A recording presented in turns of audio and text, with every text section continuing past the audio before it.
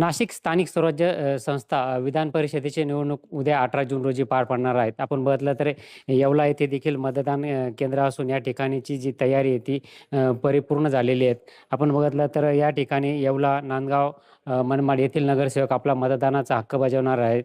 नरेंद्र दराडे हे उमेदवार असून हे स्थानिक या येवला शहरातील असल्याने हे देखील सोबत येथीलच मतदान केंद्राचे केंद्राध्यक्ष आबा महाजन. काय सांगा साहेब, कशाप्रकारे तयारी झाली? आमची पूर्ण तयारी झालेली आहे.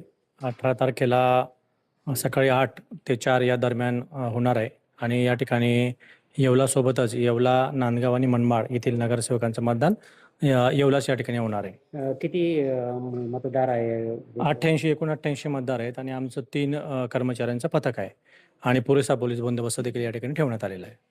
एकूण 88 मतदानाचा हक्क या ठिकाणी बजावणार असून येवला येथील मतदान केंद्रावर तयारी पूर्ण झाल्याचे चित्र यावेळी स्पष्टपणे दिसून येत आहे. नरेंद्र बाटाव, जय महाराष्ट्र न्यूज, येवला, नाशिक.